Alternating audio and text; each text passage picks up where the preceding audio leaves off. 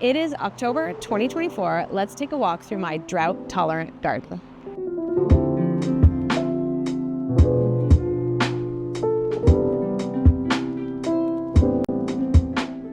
Well, it has been a minute since I've taken you walking through my garden. I think the last video I did was May, and part of the reason is A, not that much has changed, and B, the garden got so hot in the summertime.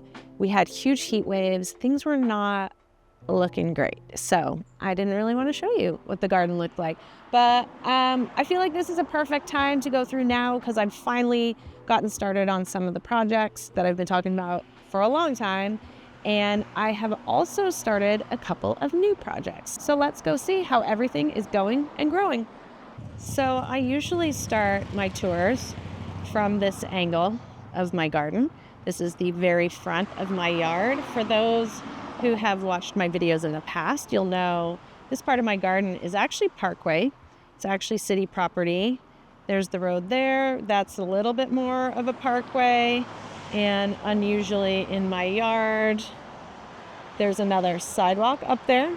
So there's this big chunk of yard that is technically city owned, but managed by our family, which is also why I've never wanted to invest huge amounts of money into this yard, because technically, I don't know, for whatever reason, the city could tell us to dig it up. I doubt that's ever going to happen, but you never know. So that's kind of how this free plants channel got started, was me finding plants for cheap, inexpensive, or free to fill up this yard. So this agave blue flame, for example, found for free on the side of the road. A lot of these aloes and aeoniums and senecio were actually from my mother's garden, and she was just clipping things back and told me, please take whatever you can.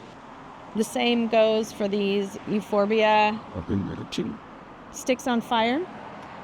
They were also small cuttings from my mom's yard, and everything has really filled in the past almost 4 years since I started planting up this garden. So it's 2024. It was 2020 when I really started it, and it's really filled in. If you are not new to this channel, you'll know I've talked about creating a dry riverbed. No surprise, still not there. But we are getting closer to that prospect. So I've just filled this garden in with a lot of succulents, aloes, aeoniums, agaves. These are senecio blue chalk sticks. Some of these agaves, such as these agave attenuatas or foxtail agaves, were here when we moved in, and it looks like this one is about to start its death bloom. So here's a telltale sign that your agave is about to death bloom. This one death bloomed about a year ago. Actually, yeah, was it a year ago? No, 2 years ago. It's still hanging on, and the beauty of death blooms is usually then the plants pup out all these little babies. So I might cut this back soon and leave those little baby pups there, and I'll let this just do its thing. And that's the thing with agaves. They are monocarpic plants. Here is what they look like most of their life. And then eventually they will do their big death throw. They'll throw out a big foxtail shaped bloom, and it will take several months, and then it will just start to fade back. These are little small agave americanas, blue americanas. They will also eventually death bloom. So that is just part of that plant's life cycle, and it is what it is. Some people get really upset about death blooms and try and figure out ways that they can prevent death blooms. You can't really prevent it. You can cut off the bloom. This I cut after the bloom had already gone. I mean, I could maybe try cutting off that bloom, and the plant will look ugly and it will probably pup out, but I'm just going to let it do its thing. I actually have so many of these agaves that I know once that blooms out, I can actually fill in and put a replacement. These plants are so prolific, so I'm not too worried about. One plant that is not monocarpic, but polycarpic, which means it blooms in multiples, and does not die is aloe. Here are some really cute aloes. Not sure exactly the variety. These came from a neighbor who had just cut them back. And the reason neighbors cut them back, you can see, look how this is just puffed out. I only had one aloe and now there are several. And they can get a little overgrown. And what I love about them is they do bloom these lovely coral color blooms. Here's another bloom that's about to pop out. And these plants will bloom multiples. This plant is not going to die after its bloom comes out. And the way you can tell is that still has its center, whereas these blooms are coming out of the side of the leaves. So, I mean, you can even see there's more than one bloom. And a lot of my aloes are blooming or have spent their blooms now. Whereas the agaves, you see the bloom is coming directly out of the center. So we know that's a death bloom, and it just is what it is. I have a lot of cutting back to do. That's one of the things about an autumn time garden, a fall garden. You do need to start cutting things back, allowing for the new spring growth. So these are my aeoniums. I believe they're called aeonium voodoo. They are still looking really dormant, which is what aeoniums do to protect themselves from the heat. They curl up, they drop a ton of leaves. They're down there. Now, this is what they look like when they're not dormant. They're more green, open, not as many leaves dropped. And the reason these don't look so dormant is there's actually irrigation. There's water going to them. So they're being watered.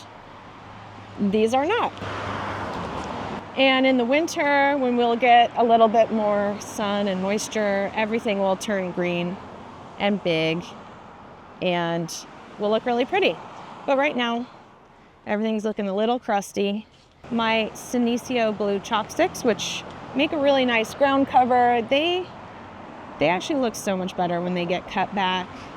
You can see they look kind of like leggy and gross. They can get kind of overgrown looking. So I do need to go and tweak those back. But yeah, everything is looking pretty good. I'll go over to this side of the driveway. Speaking of Senecio blue chopsticks, I'm trying to give away a bunch that I cut back, but no one seems to want any of these free aeoniums and agaves. So I don't know. We try and spread the wealth. Everything over here is really dry. We do not have irrigation or drip irrigation over here, so it's really crispy. But you know, that's the way it goes. And then in the spring, this becomes my beautiful wildflower garden. But right now, yes, this is a normal California meadow in October. Anywhere from, let's just say July through to December. This is what most meadows in California look like. You can see I pulled back a lot. I've cut back a lot of the weeds, whereas here I kind of let it go. It's a lot to keep up with. So maybe I need some more weed whacking to do.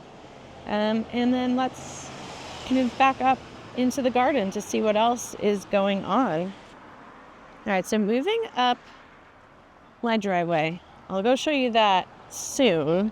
But first, this is just my annoyed thing. Someone obviously reversed or drove over my plants. That is one of the problems with driveway plants.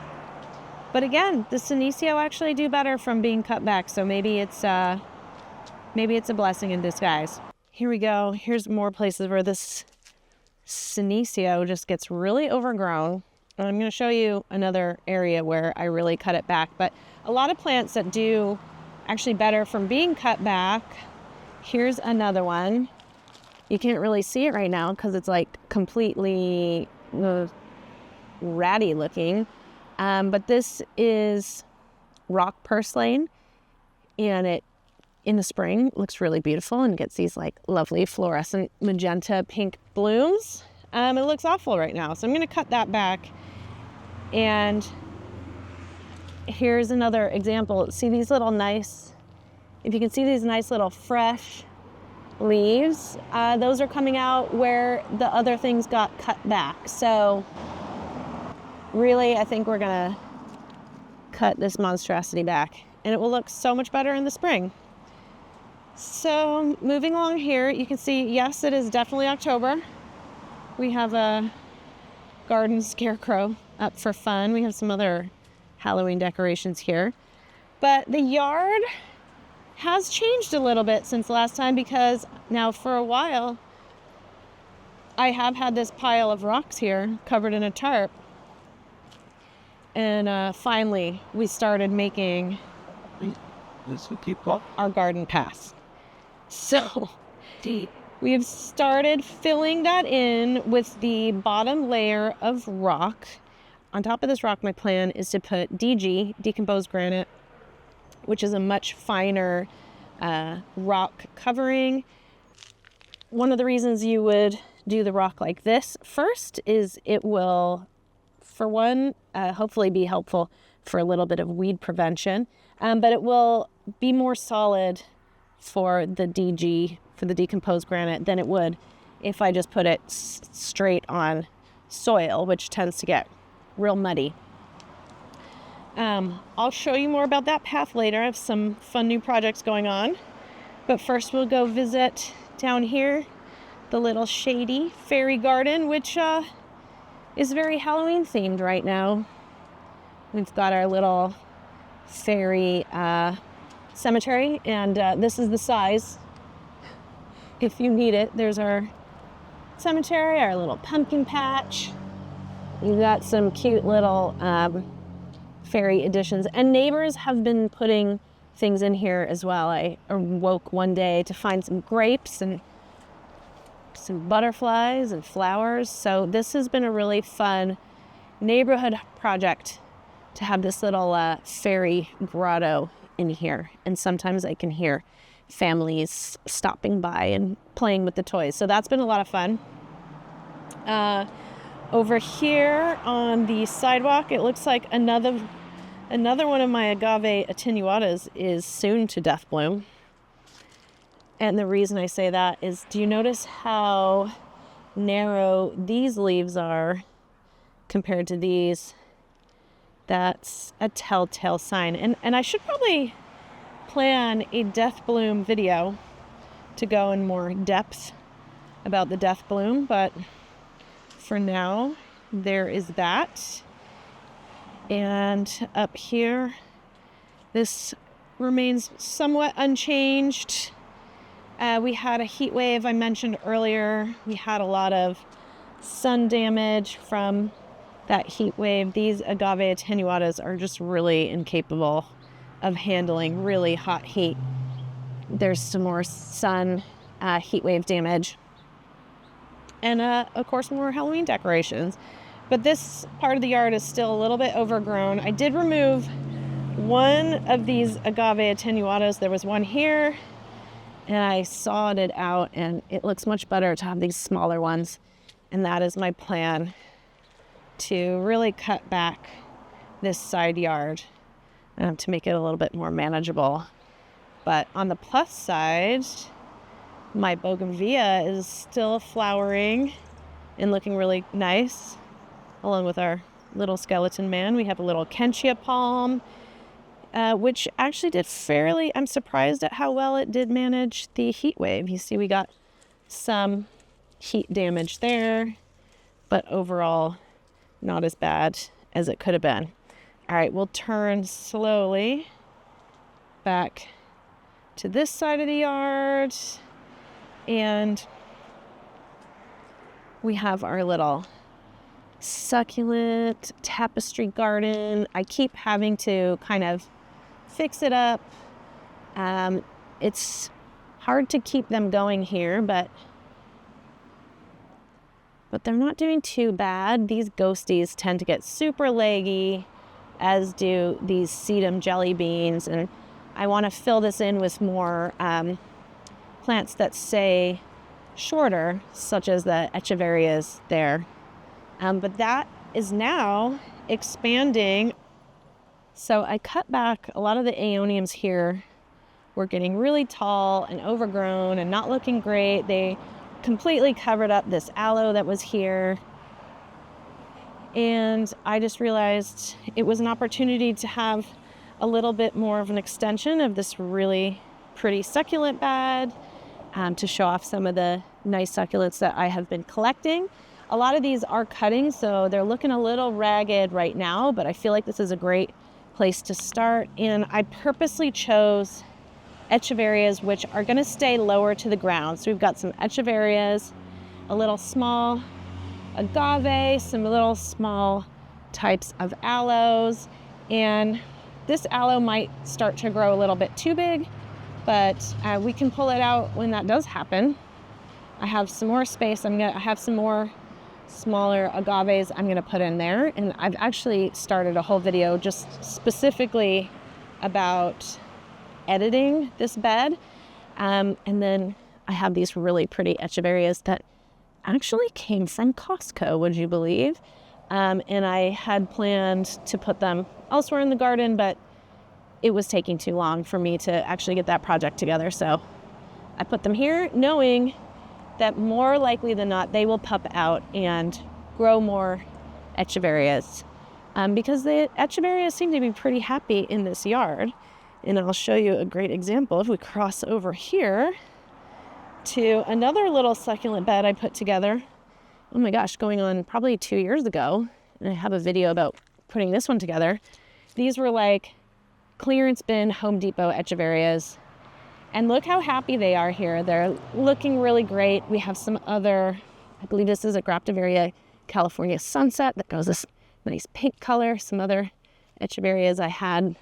This is another Home Depot clearance plant this is an Echeveria Lilac Frost. Look how big it is. It was very unhappy in my front yard. It got too much sun. I put it in a pot, and then it was just not doing that well. And it was when I finally planted it here into the soil where it's a little bit more protected. It does get some bright light, but not as much. It's shaded a little bit by a tree. Same with these Graptivaria Fred Ives. Some of these succulents, they do want a little bit of protection, and especially these kind of like lighter colored blue ones, they just do so much better. And here's another Euphorbia. This was in the very front, got a lot of direct sunlight. It was not doing well. I planted it here. It's still in a little bit of a recovery mode, but it is so much happier here. And everything else is a little bit overgrown, but you know, overall not too bad. And then here, this is really filled in so nicely. A little bit more of that ratty rock purslane. It's not looking good, but this is what their flowers look like when they are doing well. So in the spring, this just is incredible. But it's time for me to cut that back. Along my path, I have some more. These are kind of more taller succulents. I'm just learning a little bit to be a little bit more careful with my layering and using height to my advantage. So yeah, so I'm kind of liking how that's looking. This is a really cute kind of a succulent. It almost looks like a little orchid. That was something I found. I grabbed a little bulb that had broken off in a shopping center parking lot, would you believe? And now it's looking really great. And the flowers are so pretty. And I'm gonna come over here. Here's some more of my Senecio blue chalk sticks. And those all came out when I was working on filling in the gravel here, and they were getting overgrown. So I'm either gonna give them away or plant them elsewhere in the yard. But that is just one little pile that came from over here. So we're gonna go back further down our path. Here's some of the soil from the path that I dug out, but a nice pile of soil will make for an interesting planting bed. So I'm excited about that. Here is where my dry riverbed is planned to go, and you can see I've got some work to do with this gravel. I figured I'd make the video anyways. And we'll come through here.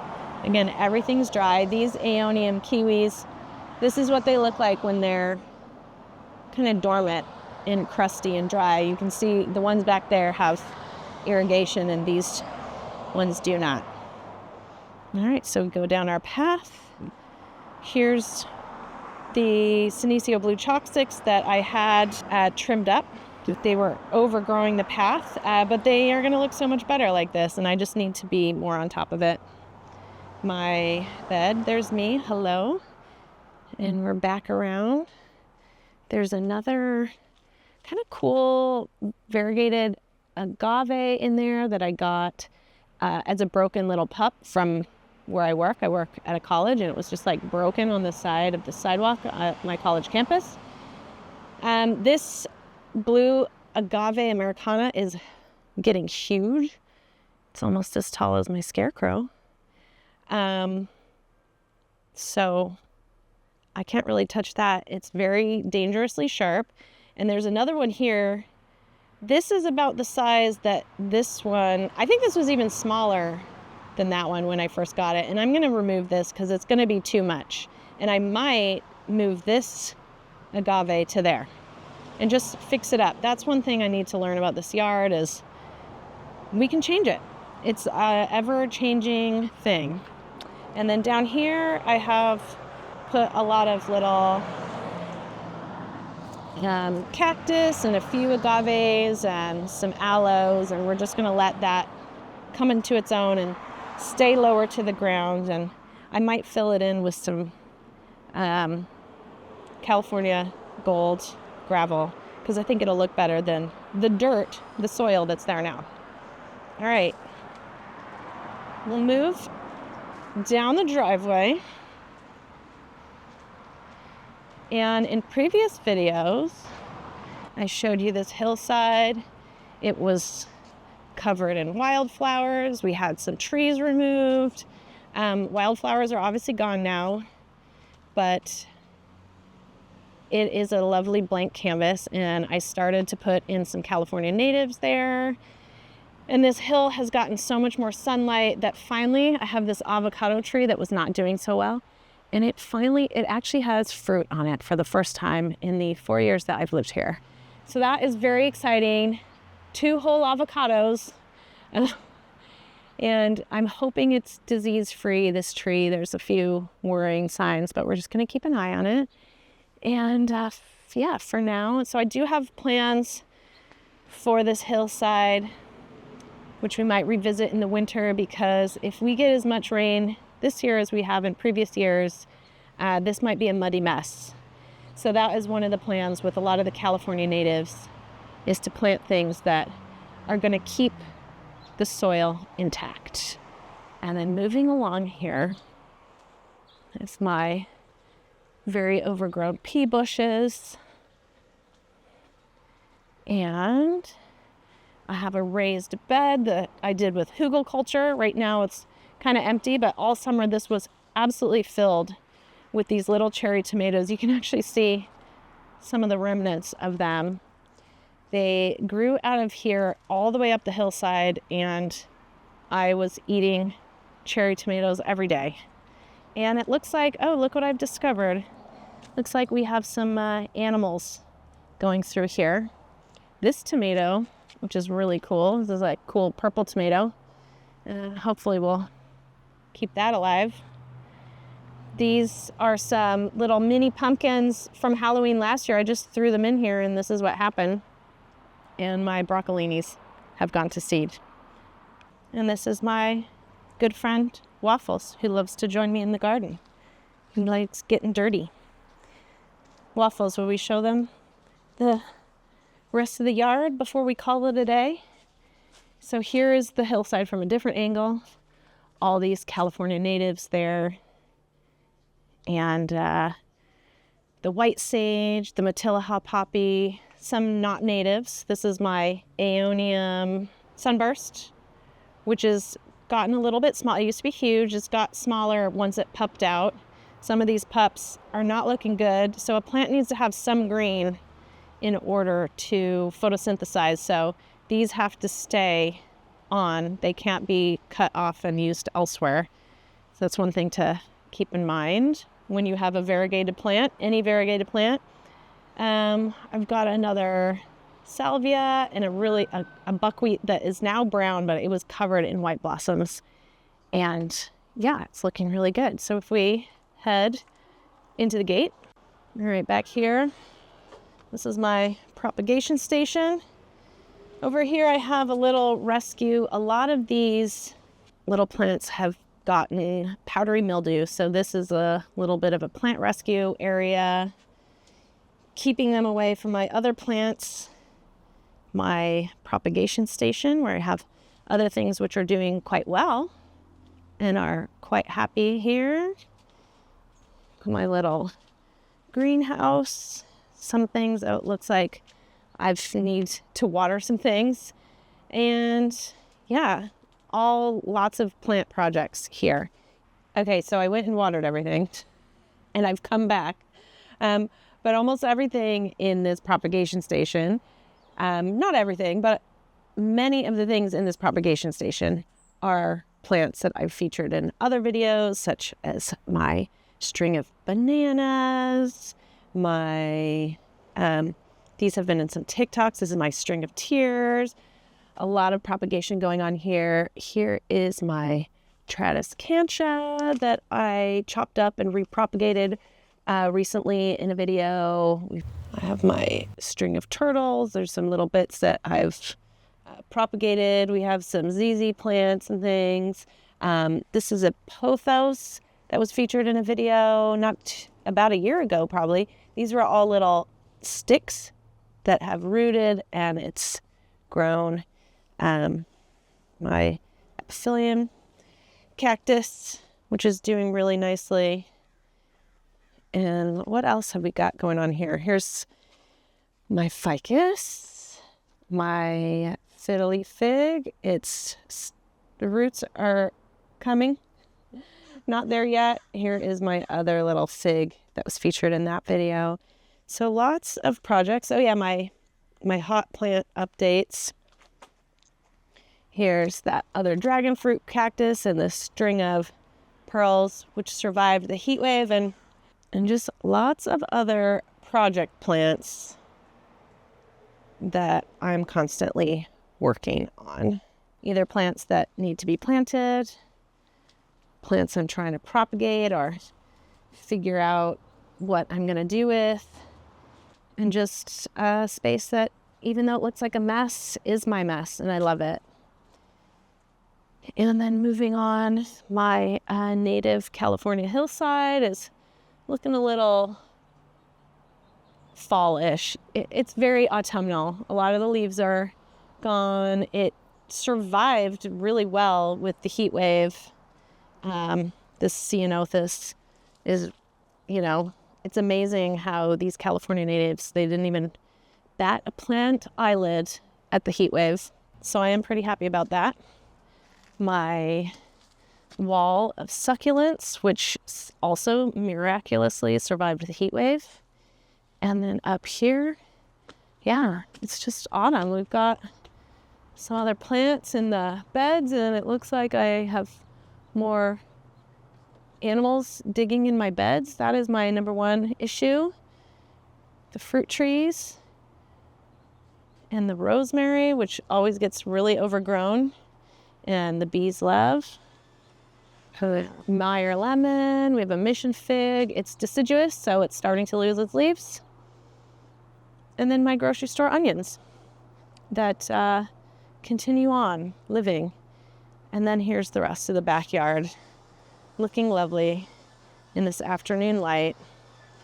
And our little fire pit. It's another video I have on standby to edit.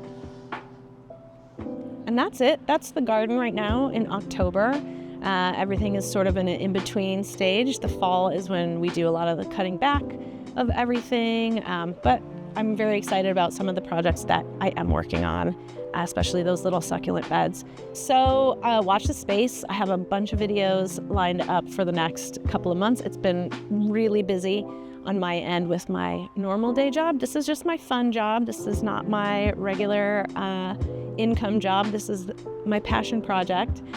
So please bear with me when I don't post as often, but hopefully we'll get back to our regular schedule.